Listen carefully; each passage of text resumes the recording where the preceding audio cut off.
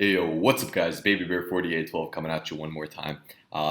This time, not dressed like a 12-year-old boy. Unfortunately, I got a funeral to run to after this, which explains the fancy dress, but it's the way the cookie crumbles. So problem 140, word break 2. It's a really good problem. It's an old one, and I think it's a toughie. It took me a long time to figure this one out. Though Amazon, Facebook, and Bloomberg are actively still asking it, and it's one that I think causes confusion for a lot of people, justifiably. It's a hard problem, and so I think I've got an explanation that'll tie it together in terms of piecing through from start to finish how it is that we can go about thinking about this problem and other problems of this sort as well. Now, the problem states that we're given a non-empty string in a dictionary called wordDict containing a list of non-empty words. And so we're given these two things, and just to clarify, so we're given a string, and it's called wordDict, but it's a list. Our input is a list, not a dictionary. We need to add spaces in S to construct a sentence where each word is a valid dictionary word. Return all possible sentences. We're told that the same word may be reused multiple times, and we can assume there are no duplicates. Cool.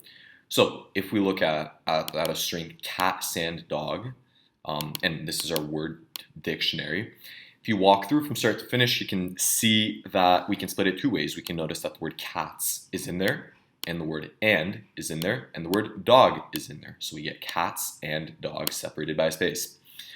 We can also notice that there's cat, sand, and dog. Again, each one of those being in the word dictionary, and so that's another valid input. Okay, and then we can kind of walk through the example here, and I've expanded on this example just a bit on the whiteboarding section. So we'll do a bit of a deeper dive. That's the gist of it, though. If you haven't done this one or even the previous one, so there's a word break 1. I would encourage you to do that one first. I think it's a bit easier. It's definitely a bit easier. Maybe that'll warm you up for here. But let's go through an example here. So here our strings going to be cats and doggo, and these are the words in the word dictionary. So how do we even start thinking about this problem? Well, one thing that we can do, and this is kind of where I'd argue is a good starting point, is always to think about the brute force solution, right? As always, I've shoved that down your throat a million times. It's happening for the millionth time, but we got to think about how we would do this the caveman way. I would argue that we could start by looking at ever-increasing prefixes of this word to try to see what the first word that we come across is. If we can at least find a first word, then we can get the ball rolling and see what we're going to do from there. So if I start looking at just this first letter, say I got a C, and I notice it's not in my dictionary, so I move on and I maybe check CA, and CA is not in there. And then I get the CAT, and I notice, oh wait, okay, cat is in there, right? It's right here. So one potential option is going to be cat plus some, plus a space, plus whatever this is. So the rest of this, which is sand doggo. So now we gotta deal with that problem. And one thing that I'm gonna be doing here implicitly, I'm gonna leave that. That I'm gonna be doing here implicitly is the first step when we actually solve this is just gonna be to turn this into a set so that we can have instant lookup time, and we're not gonna be walking through the array every single time. It's a bit of a trivial point, I'd argue, but it's worth mentioning. So I'm going to assume here that because I'm going to turn this into a set, that my lookup time for the word cat, or for that matter, C, CA, CAT, all of those will be instant lookups. I won't be doing a linear walkthrough of the array every time. So as I was saying, I noticed cat. Okay, so I'll have cat, and maybe that could be one sentence potentially. Then I got to deal with the rest of this. I got to deal with sand doggo. And you know what? Sorry, as I'm writing this down, I think there's a better way to maybe visualize this. Let's do this. Let's do cats and doggo, and I'll do the following. We can think about, since there will be potentially multiple answers, one of my answers might start with cat. So cat will be one word, and then I got to deal with the rest of the string, like I mentioned, which will be sand doggo. Okay, sand doggo. Now let's do the exact same. Let's repeat the same exercise and saying, okay, well, the first thing I got to deal with is whatever the string begins with, no matter what. So I always got to start looking from the start and seeing if I go one letter at a time, will I eventually come across a word? Well, I can check the S, and is S in my list? No, it's not. Is A in the list? No, it's not. Is SAN in the list? No. SAND? Oh, that one is.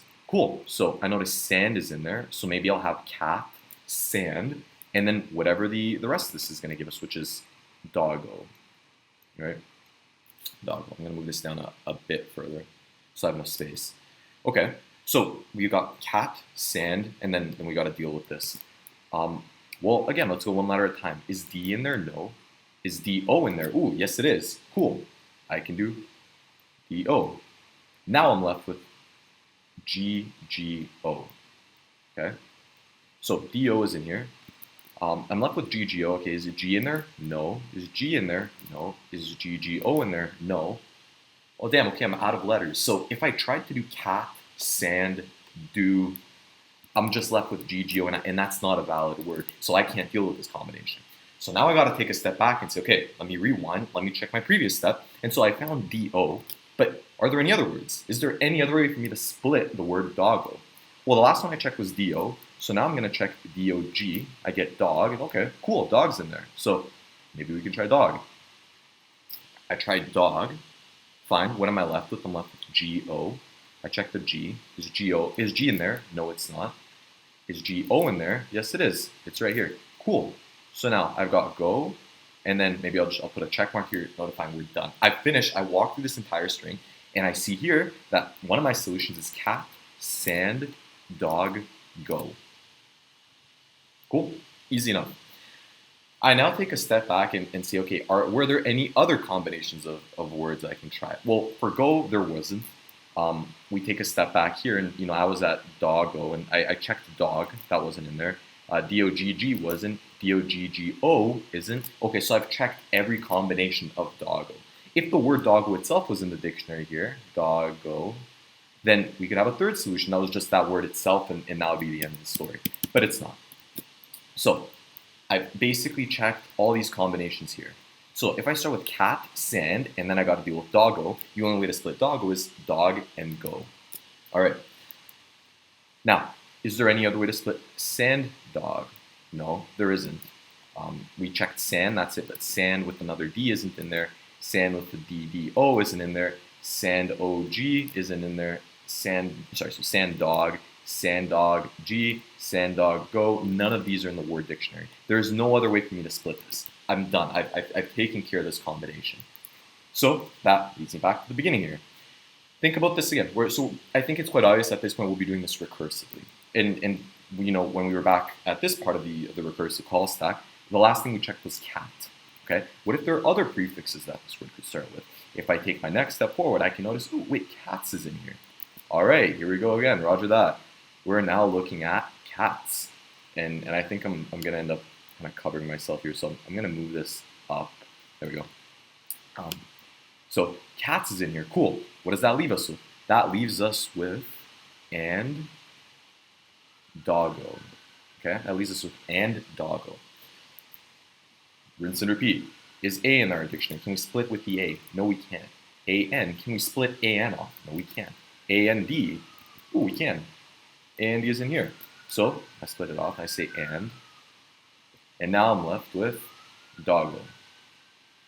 It's okay, so maybe we start analyzing doggo, but wait, let's think about this for a second. You've seen doggo before. We already did it right here, right? We already did it right here. So what's gonna happen here? Well, I'm gonna walk through this analysis, same way I did here. I'm gonna get this exact same tree, but why would I do that again if I've already done it here? So we think to ourselves all of a sudden, wait, there could be some repeating problems here. And there are. So one thing we've got is we've clearly got overlapping subproblems.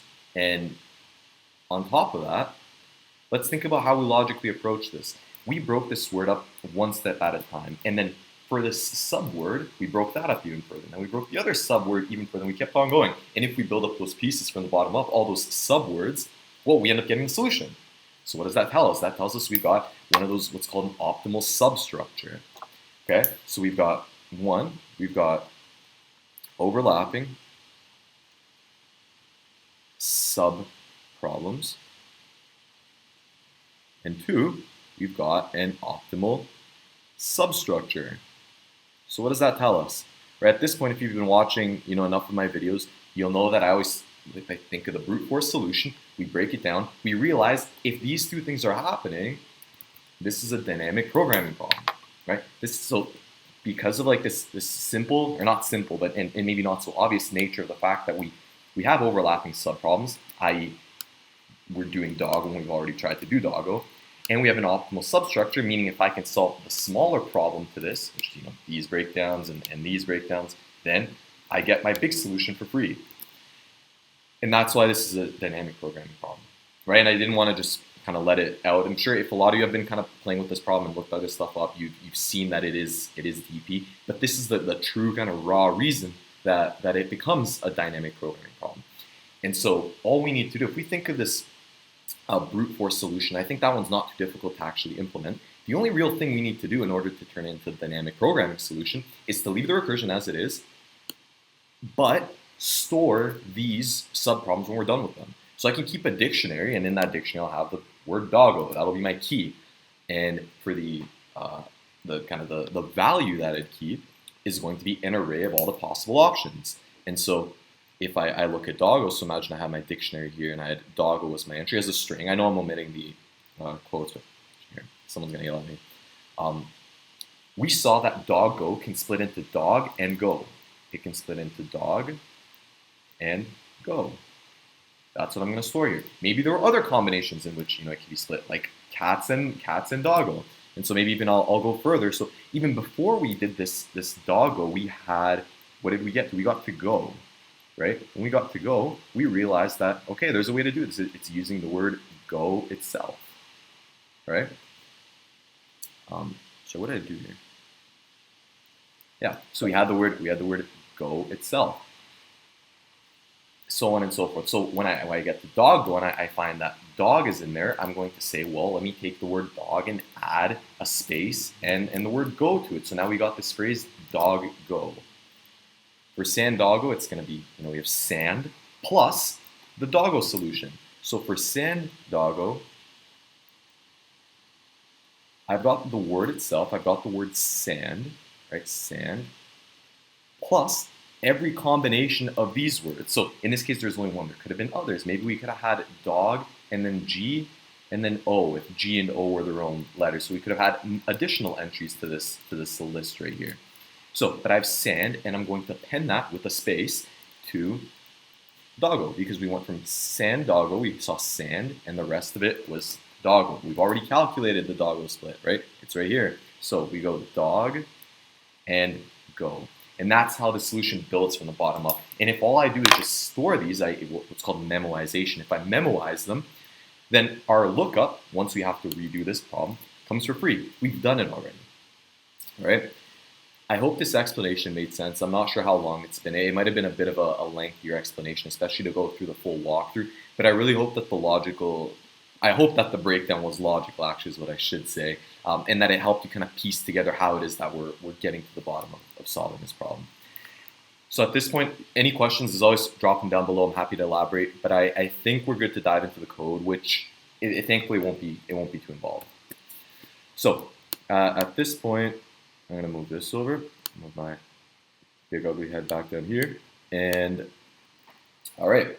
So we don't need to do any error checking this time around, because we're told that we're given an illegitimate word dictionary and a legitimate string, so we're kind of good to go.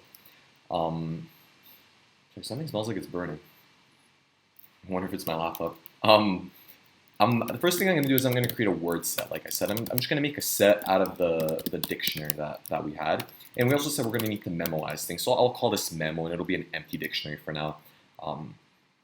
Eventually, or not eventually, but the big chunk of this problem is going to be in the recursive call.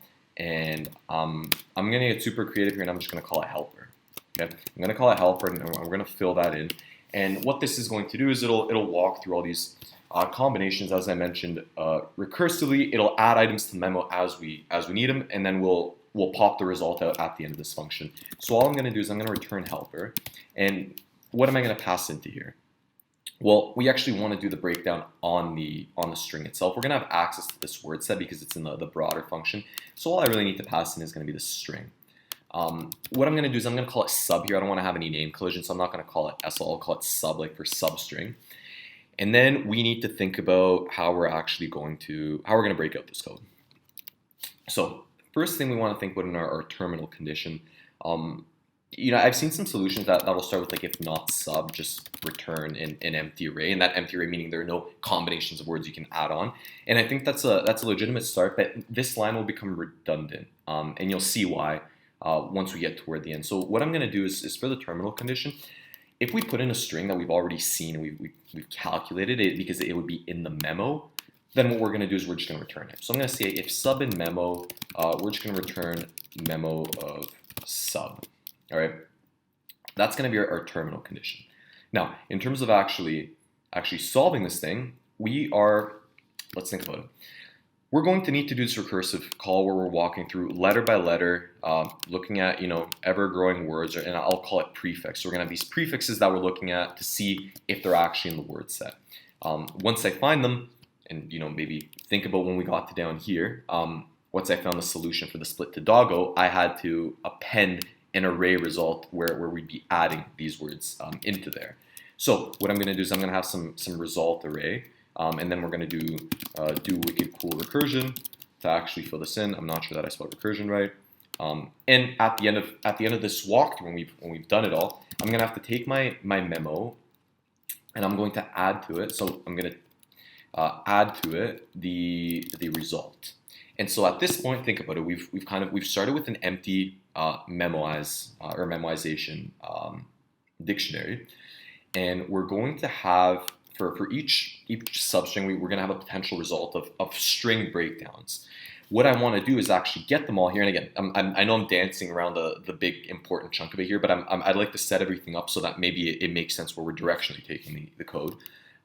We're going to get all those combinations, and we're going to pop them into the result. And eventually, we want to say, okay, now that I've calculated this, put it away in storage in case we need to use it again. And after that, we're going to say after I've stored it, I'm going to return it. Meaning, for instance, imagine our first call, we pass the full string in. We're going to do all our recursive calls, jump through the stack, break down all these branches that we looked at here, and then at the end we're going to return that result array when we all come full circle. So, how are we going to go through this through the recursion now? Well, let's think about kind of going through it almost character by character. If I wanted to do that, I'd start a simple for loop and say something like for I in range the length of the substring that we're looking at. I'm going to create a word every single time, or rather I won't call it word, I'll call it prefix like I mentioned. That prefix is going to be, it's going to be a substring of the word we passed in up to and including the index I. So I'll say that it's equal to sub up to and including index I. So I'm doing I plus 1 because the right hand side of this word split is non-inclusive. By the way, there's another way to do this. Instead of going through character by character, you could also use the sub.starts_with function, and instead of doing the characters, loop through the entire word set every time and say if the substring starts with one of those words, then do your dive. So that is another way to do it. I wanted to throw it out there. I think this one was a bit more intuitive. At least it came to my mind first, so that's why I'm doing it this way. Now, if we're looking at ever increasing prefixes here, if we ever get to the point where a prefix is actually in the word set, so like we come across cat, then we want to do our recursion. So if a prefix in word set, right, not wordDict, we're looking at word set, then we want to do cool recursion. So this is the only point at which we're going to be jumping into the recursion. If we keep making prefixes and they're not in there, so if something like we had GGO and my G had that prefix wasn't in, this prefix isn't in, this prefix isn't in, well, that's the whole string. So we're just going to jump out. We'll never have done anything. Our result would be empty. We would memoize and say that, GGO doesn't have any solution. So we'd put that away in case we ever come across it again. And that's why we would just put it directly into the memo and return it. So at this point, we now want to check, okay, if it's in the word set, what do we need to do? Well, there's two things we need to ask ourselves. Or maybe one thing that can have two answers, and that one thing is, did I just find the whole word itself? Like if I'm at the end of my string, so imagine I got to go here, and I'm checking the prefixes, and then they're G, and then I find, oh no, GO is in there. Well, that length of the prefix is the length of the entire word itself. So I'm not going to do any more recursive calls down that line. I'm literally just going to say, okay, cool, like I found my one word, that's it. Memorize that one word on its own and call it a day. So say if the prefix is actually equal to the sub, we're just going to say result.append the, what is it? Prefix.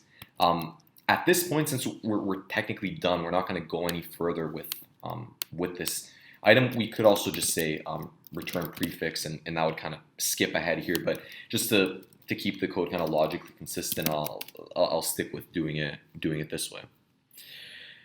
Okay, so now what if the prefix is not equal to the actual substring? Meaning that I've got something like this. So I've found cat, but I still need to go through sand doggo. All right.